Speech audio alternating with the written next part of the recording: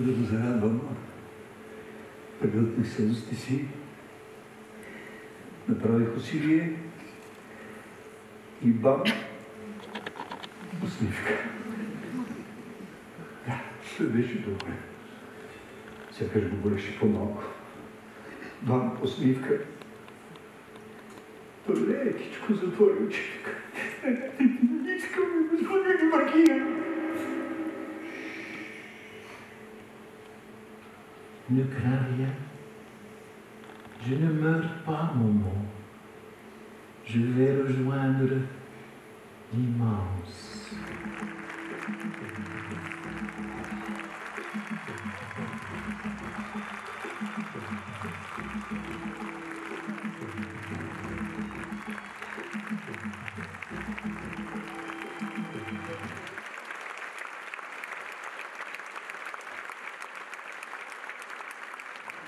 За 90-те години смятам да ти напиша една роля, която ще играеш за Бастун.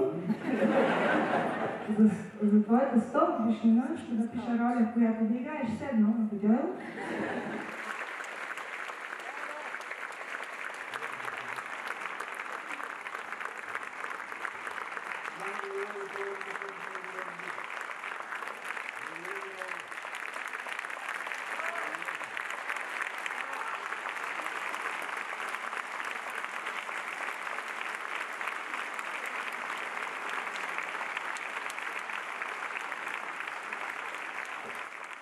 Каква вечер, господин Шмидт? Двамата с Мариус Донкин се надигравахте, заиграхте се като деца. Quelle soirée, monsieur Schmitt, hier soir avec Marius Donkin? Vous avez fait presque une compétition entre deux enfants. Ah non, c'était pas une compétition, c'était pas un duel, c'était un duo. Не се надигравахме, това не беше дуел, а по-скоро дуо. Et moi j'étais là par amitié et j'étais très heureux qu'on fasse cet événement assez incroyable et j'étais très ému aussi. Аз присъствах тук в качеството си на приятел, дойдох от приятелство към него. Решихме да направим това събитие точно по приятелска линия и аз също бях много развълнуван. И какви обещания дадохте? Обещахте да напишете пиеса за Мариус Донкин за следващата му годишнина? Promis de d'écrire une pièce pour son prochain anniversaire à Marius Donkin. Каква ще бъде тази пиеса? Vous pouvez nous en dire un peu plus? Ah bah non, parce que c'est dans 10 ans, j'ai 10 ans pour y réfléchir. Нищо не мога да ви кажа, защото имам 10 години, в които да мисля за тази пиеса.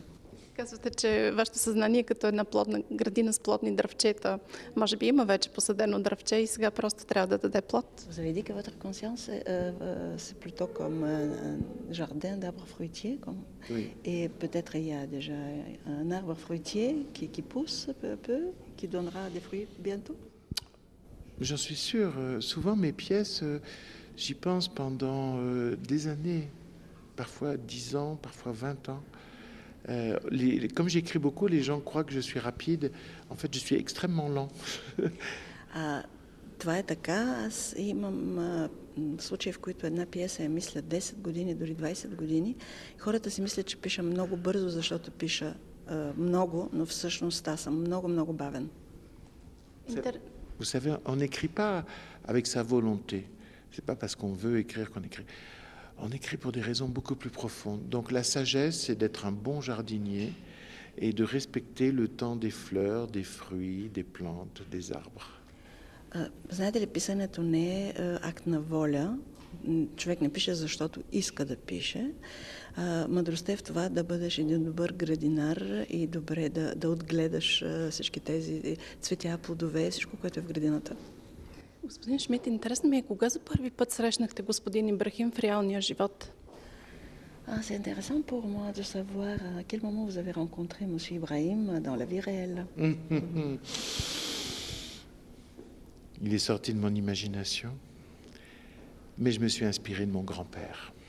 Това е плод на моето въображение, но всъщност се вдъхнових от моя дядо. Mon grand-père était un homme immobile, comme M. Ibrahim. Et lui, il était à son atelier, il n'était pas dans son épicerie. Il fabriquait des bijoux. Et c'était un homme supérieurement intelligent, qui ne savait pas qu'il était supérieurement intelligent, qui était modeste. Моят дядо беше като господин Ибрахим неподвижен. В смисъл такъв, че той не си стоеше в баканчката, защото правеше бижута, стоеше си в своето ателие и беше много интелигентен, но толкова интелигентен, че дори сам не съзнаваше колко много е интелигентен. Et quand j'ai écrit le texte, je voulais rendre hommage à tous ces gens que nous connaissons tous, qui sont des lumières dans nos vies et qui sont des gens qui ne savent pas qu'ils sont des lumières, parce qu'ils n'ont aucune prétention. Et ça me bouleverse. Когато написах този текст, всъщност исках да отдам почет на всички тези хора, които са светлина в нашия живот. Те самите не си дават сметка, че са такава светлина. И това е всъщност красотата да ги покажем, да ги преразкажем. Чудесен образ, но аз очаквах да ми разкажете за Таурега, който сте срещнали в пустинята Сахара. C'est une image très belle, mais moi je m'attendais plutôt à ce que vous racontiez Taoureg que vous avez rencontré dans le désert du Sahara. Ah oui, mais ça c'est encore autre chose. Това е съвсем друго нещо. Moi j'ai eu le bonheur de faire un grand voyage dans le Sahara qui a changé ma vie. Имах щастието да направя едно голямо пътуване в пустинята Сахара, което всъщност промени живота ми. При синоките мъже на Африка. J'ai les bleus yeux d'Afrique. Oui, mais c'est-à-dire que je suis rentré moi dans le désert athée, j'en suis ressorti croyant. Et donc tout a changé pour moi.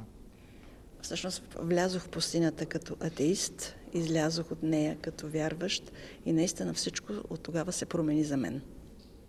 Знаете ли, че древните българи имат някаква връзка с таурегите? Аз имах събеседник, който е написал книга за това и ми беше много любопитно, даже съм си купила тази книга. Avait une relation avec les Taouregs. J'ai un ami qui a écrit un livre sur cette relation et moi j'ai acheté ce livre. Арабите се наричали българите буржани и буржаните са населявали Европа. Това е една дълга история. Et ça c'est une longue histoire. Ah oui. Alors que les Français ignoraient totalement qui étaient les Touaregs. Et le premier Français à s'y être intéressé, c'est Charles de Foucault au début du XXe siècle. Pour nous, c'était un peuple totalement inconnu. А французите никога не са знаели какви са туарегите и Шарл Фуко е първият, който пише история за тях. Той за нас това беше бил винаги един много непознат народ.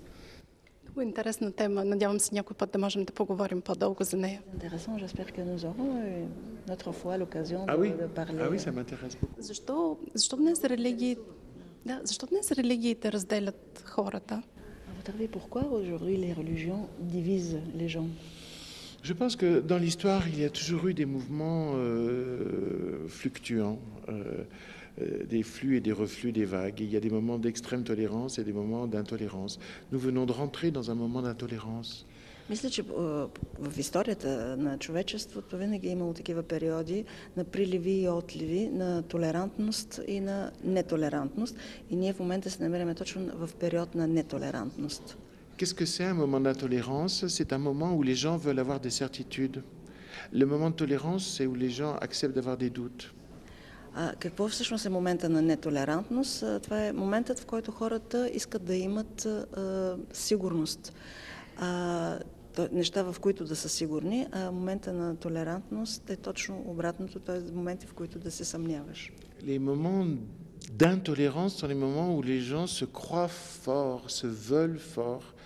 Les moments de tolérance, c'est les moments où les gens se savent fragiles et acceptent leur vulnérabilité et du coup engagent des relations subtiles et complexes avec les autres. Моментите на нетолерантност са когато хората се чувстват силни и искат да накарат и другите да ги чувстват такива. И обратно, моментите на толерантност са когато те знаят, осъзнават, че са крехки и точно тази тяхна уязвимост ги прави отворени да приемат другите и крехкостта на другите. Господин Ибрахим казва, че трябва да се постигне равновесие. Едната ръка да се забие в земята, едната в небето и така да се въртим. Но възможно ли е доброто и злото да са в равновесие? Monsieur Ibrahim dit qu'il faut atteindre l'équilibre, un bras vers la terre, l'autre vers le ciel. Est-ce qu'on peut quand même espérer une harmonie il n'y aura jamais d'harmonie générale. Nous tendons vers ça, c'est notre but, mais nous ne l'atteindrons jamais. L'intelligence ne vaincra jamais de façon définitive la bêtise. L'altruisme ne vaincra jamais de façon définitive l'égoïsme. Il y a des combats qu'on ne gagne jamais, mais qu'il faut continuer.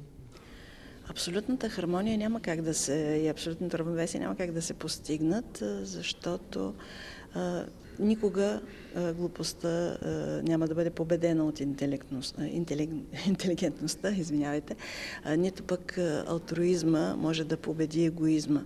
Това са битки, които никога няма да бъдат спечелени, но въпреки това трябва да ги продължим. Ние българите имаме един символ, който символизира точно това равновесие между доброто и злото. Не знае колко е постижим. Това е мартеницата. Искам да ви поднеса един български символ. Символ, qui en quelque sorte est l'équilibre entre le bien et le mal. Всичко е симетрично. Tout est symétrique et ça s'appelle Martenica. Donc ça vient du mois de mars. Ça symbolise, voilà, това е моят месец. Да, вие сте роден в края на март и сега ще отбележите 60 години. Също юбилей. Исках само да ви...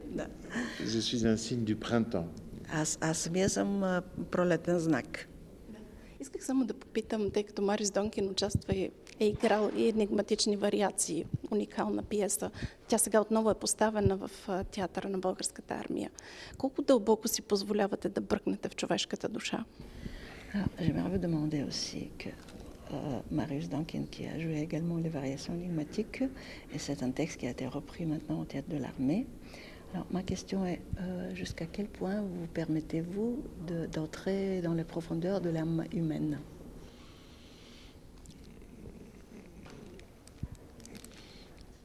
Pour moi, tous les êtres humains, même si j'essaye de les connaître, restent un mystère. Mais je pense qu'ils ne sont pas seulement un mystère pour moi et pour les autres, ils sont un mystère pour eux-mêmes. За мен всички образи са една загадка и дори да се опитвам да ги позная, те си остават загадка. И аз мисля, че те си загадка са не само за останалите, не само за мен, но и за самите себе си. Et vous savez, les sciences ou la philosophie veulent supprimer le mystère par la connaissance. Les arts, la littérature, le théâtre, veulent célébrer le mystère et montrer le mystère. И знаете ли, науката, учените искат да премахнат загадката, а докато ролята на изкуството, на литературата е да отпразнува загадката. Тази пиеса е писана за Ален Делон. Ако вие трябва да изиграете един от двата образа, кой бихте си избрали? Мъжа писател, Нобелов лауреат или другия, който е хомосексуалният? A été écrite spécialement pour Alain Delon. Alors, si vous deviez jouer un des deux personnages, lequel préférez-vous, l'écrivain ou l'autre? Je pense que quand j'ai écrit la pièce, j'étais plutôt le journaliste, Erik Larsen, et je crois qu'aujourd'hui, ça m'amuserait beaucoup de jouer l'écrivain. Мисля, че когато писах пиесата, аз бях по-скоро журналистът Ерик Ларсен, но ако днес трябва да изиграя някои от ролите, мисля, че много ще ме забавлява да направя Знорко. Parce que quand j'écrivais le texte, je me disais, oh, ce type est horrible, il dit des choses épouvantables sur les gens. Et puis aujourd'hui, je trouve qu'il a peut-être raison.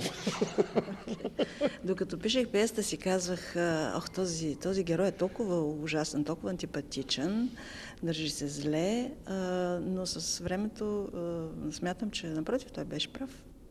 Аз наистина много благодаря за този разговор. Имам много въпроси, но се надявам друг път да продължим. И мерси. И благодаря за подаръка.